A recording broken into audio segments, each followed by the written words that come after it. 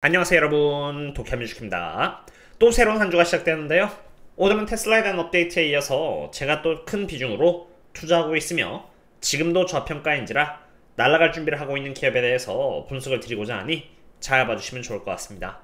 그럼 가장 먼저 테슬라입니다. 우선 지금 테슬라는 프리장에서 1.3% 정도 상승하면서 320을 갱신하고 있는 상태인데요. 주가가 올라가고 있는 특별한 이유에 대해서 알려진 바는 없지만 적어도 세력들은 이미 여기 보신 바와 같이 320달러의 콜옵션을 통해서 포지션을 잡아놓은 상태이기 때문에 320을 테스트하고 있는 상태인데요. 아무리 주가가 320까지 올라가고 있다고 해도 적어도 지금 현재를 기준으로 320달러가 강력한 저항선 역할을 하고 있기 때문에 오늘 밤에 제가 저희 멤버십 분들께 테슬라 midnight 업데이트로 추가로 업데이트를 드릴 때에도 만약 320달러에 여전히 콜옵션 세력들이 포지션을 동일하게 유지해놓고 있다라면은 주가는 320 이상부터는 하방력을 이렇게 받을 것이기 때문에 종가 기준으로는 320을 넘기는 힘들 것이라고 보고 있고요. 오늘 밤 만약 320 이상의 위치에서 콜옵션 포지션들이 많이 갱신된다라면은 그것은 넘을 수 있다는 것을 의미한다라고 보시면 됩니다. 지금까지는 세력들의 옵션 포지션을 봤는데요. 그것 말고도 제가 대응하기에 앞서서 객관적으로 대응할지 말지를 판단하는 기준은 섹터별 수급 현황일 수도 있습니다. 하루 단위로 보면은 주가가 오를 것 같기도 하고 떨어질 것 같기도 하지만 결국 중요한 것은 펀더멘탈의 흐름이 어떻게 바뀌기 시작했는가이고 그것을 반영하는 것이 곧 주가이기도 한데요. 지금 테슬라의 수급 현황이 어디에 위치해 있으며 그 방향은 어디 쪽으로 향하고 있는지를 보기 위해서 멤버십분들께 매일 공유해드리는 이 수급 현황을 참고해보려고 합니다. 지금 테슬라는 보시다시피 여기 가장 강함, 약함, 가장 약함, 그리고 강함 총 4개가 있는데 이 중에서도 수급 현황이 가장 좋다라고 할 수 있는 가장 강함에 위치해 있습니다. 가장 강함에 있긴 하지만 사실 여기 가장 가운데인 100-100의 위치에 근접해 있기 때문에 사실 수급은 강하지도 약하지도 않은 중간쯤에 있다고 할 수 있는데요. 테슬라가 지금 프리장에서 약 1.3% 올라가서 320쪽에 있긴 하지만 문제는 테슬라의 모멘텀이 가고자 하는 방향이 지금 이렇게 내려가는 쪽으로 약함 혹은 가장 약함에 있는 아래쪽이라는 것입니다. 물론 테슬라의 주가가 어떠한 이유로 올라가서 다시 여기서 이렇게 가장 강함 쪽으로 갈 수가 있는데 제가 테슬라의 비중을 늘리는 기준은 테슬라의 주가가 가장 잘 나갈 때인 여기 가장 강함에 있을 때가 아니라 테슬라의 주가가 가장 못 나갈 때인 여기 가장 약함일 때입니다. 가장 강함일 때는 주가가 잘 나가는 만큼 안전마진이 낮아서 이때 대응을 한다라면은 주가가 오를 수 있는 손익비가 안 좋아지고요. 반대로 주가가 가장 약한 여기서 테슬라의 비중을 늘린다면은 손익비가 가장 좋을 때인지라 주가가 오를 때 좋은 수익을 얻을 수 있는 구간이기 때문입니다. 즉 320달러에서 예를 들어서 오늘 밤 멤버십 분들상으로 확인을 드릴 때 옵션 세력들의 포지션이 높은 위치로 늘어난 나머지 주가가 올라간다라면은 차라면 가장 강함 쪽으로 할 수 있는데 그럼 기존의 포지션들이 수익을 내는 것이기 때문에 나쁠 것이 없는 것이고요. 그것과는 반대로 320달러의 콜옵션이 굳건히 벽의 역할을 한다라면은 320달러 위로부터는 하방력을 받아 아래로 내려갈 수 있고 그것은 곧 약함 혹은 가장 약함으로 내려간다는 것을 의미하는 것이기 때문에 바이앤홀드라고 있는 제 입장에서는 테슬라의 주식을 더 저렴하게 매수할 수 있는 기회가 온다는 것을 의미하는 것입니다. 결국 바이앤홀드라는 데 중요한 것은 어떠한 매수 전략을 짜느냐로 가장 약함에 있을 때 매수를 한다면은 높은 확률로 바닥에 사는 것을 의미하기 때문에 좋은 평단가를 구축할 수 있는 것입니다. 그럼 이제 밸류에이션을 보도록 하겠습니다. 실적이 테슬라에게 밸류에이션적으로 어떠한 영향을 미칠 수 있는지를 자세히 보여주는 만큼 잘 봐주시면 좋을 것 같은데요. 우선 지금 테슬라는 프라이스 OCF 멀티플상 이렇게 83배를 받고 있는 상태로 테슬라의 시가총액은 연 영업현금 흐름에 83배의 평가가 돼서 거래가 되고 있다는 것을 의미합니다.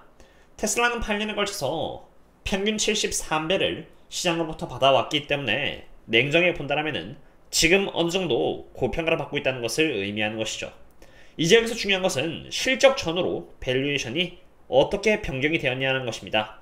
실적이 발표된 지금 25년에 이렇게 약 마이너스 19% 정도의 성장률이 예상된다고 했을 때 그때의 적정 주가는 지금으로부터 19% 정도 하락한 254달러이고요.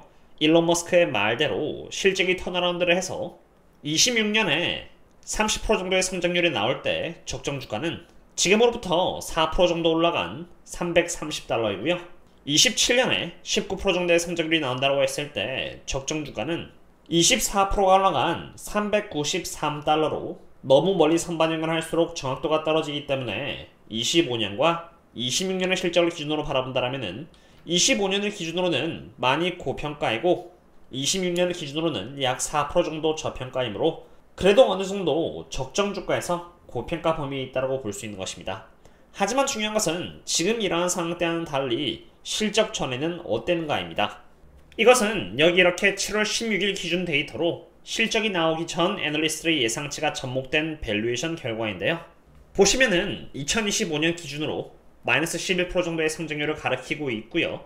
2026년은 이렇게 26%이며 2027년은 31% 가리키고 있다는 것을 볼 수 있습니다. 실적이 이번에 좋지 않게 발표가 됨에 따라서 실적 전 마이너스 11%가 실적 후 마이너스 19%로 바뀌었다는 것을 볼 수 있고요. 아무래도 2020년은 일론 머스크가 괜찮을 것이라고 하였지만 26년 1분기와 2분기의 실적이 하향 조정해서 그런지 여전히 4.83달러에서 4.49달러로 마찬가지로 하향 조정이 되었음을 볼 수 있습니다. 참고로 성장률이 한때 26%였는데 더 올라간 30%를 보여주고 있는 이유는 성장률은 지난해 대비해서라는 의미를 갖고 있는 만큼 25년의 연 실적이 큰 폭으로 하향 조정이 되었기 때문에 성장률이 30%대로 높아진 것처럼 보이지만 실제로는 하향 조정이 된 것입니다. 바로 그러한 이유에서 실적 전에는 한때 적정 주가가 355달러였지만 지금은 이렇게 26년을 기준으로 적정 주가는 330달러로 줄어든 것입니다. 단기적으로 주가가 어떠한 방향으로 갈지는 저도 모릅니다만 한 가지 확실한 것은 실적 전후를 기준으로 펀더멘탈이 악화가 되어 26년을 기준으로 355를 했던 적정 주가가 330이 지금 되었고 펀더멘탈을 기준으로 투자하는 제 입장에서는 이러한 리스크를 반영하여 제가 매수하는 기준을 낮출 수밖에 없습니다. 즉 지금 테슬라의 주가는 316달러인지라 2026년 기준 적정 주가인 330 안에 있기 때문에 지금도 매수하기에는 나쁘지 않긴 합니다만 한때 적정 주가가 355 했을 때보다는 매력도가 상대적으로 떨어졌기 때문에 매수함에 있어서 매수량이나 타이밍 등을 보수적으로 삼을 수밖에 없다는 것을 의미하는 것입니다. 테슬라에 대한 추가적인 업데이트는 오늘 멤버십분들 상으로 하고 있는 여기 네이버 프리미엄 컨텐츠나 유튜브 신사게임 텔레그램에서 공유드리도록 하겠고요. 그럼 이제 제가 테슬라 외적으로 함께 장기 투자를 하고 있는 기업 총 2개에 대해서 공유드리고자 합니다. 첫 번째 기업은 바로 포트랜드 제너럴 일렉트릭입니다. 포트랜드 제너럴 일렉트릭은 약 5% 정도의 배당을 주고 있는 기업으로 가장 최근 실적이 발표하면서 지난주 금요일날 약 4% 넘게 상승을 했고요. 이제 상승 추세로 바뀌려고 하고 있는 기업인데 시간이 부족한지라 이 기업에 대해서 간단하게 말씀드리자면은 이 기업은 전력 기업으로 데이터 센터가 많이 만들어지면서일수록 전력에 대한 수요가 높아지고 전력을 공급하는 기업은 포트랜드로 데이터 센터나 AI 덕분에 이번 실적에서 무려 45% 이상 성장하는 실적을 보여주었고요. 앞으로도 좋은 성장률이 기대된다라고 발표를 하였습니다. 해당 기업은 제가 5% 정도의 배당을 먹으면서 투자하는 기업인지라 저희 멤버십분들께 팔로우업을 계속 드릴 예정이고요.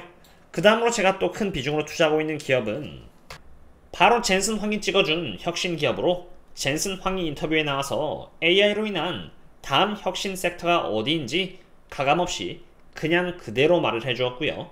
그 섹터 중에서도 엔비디아는 최근 제가 말하고 있는 이 기업과 콜라보를 함으로써 아무도 모르게 천천히 갭을 메꾸면서 상승을 하고 있는 기업입니다. 갭을 메꿨다는 말처럼 이 기업은 벌써 고점 대비해서 80% 넘게 길게 하락한 기업으로 모든 악재가 다 반영이 되었고요.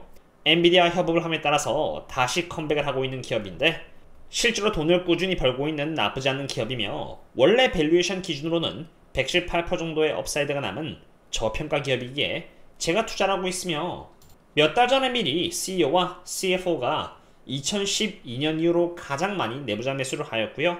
추가로 전설의 투자자 한 명 또한 25년 1분기에 엄청 매수를 많이 한 내역을 발견했습니다. 참고로 이러한 리서치 자료는 제가 하루 만에 한 것이 아니라 정말 몇 달에 걸쳐서 꾸준히 현지 싱잉으로 찾아보고 분석한 노동의 산물이기에 포트랜드 제너럴 일렉트릭까지만 제가 여기에 공유드리고요. 나머지는 멤버십 분들께 공유드린다는 점 이해해 주시면 감사드리겠습니다. 오늘은 여기까지 하도록 하겠습니다. 도움이 되셨다면 구독과 좋아요 부탁드리고요. 그럼 다음에 또 찾아뵙도록 하겠습니다. 그럼 다음에 또 만나요. See you later.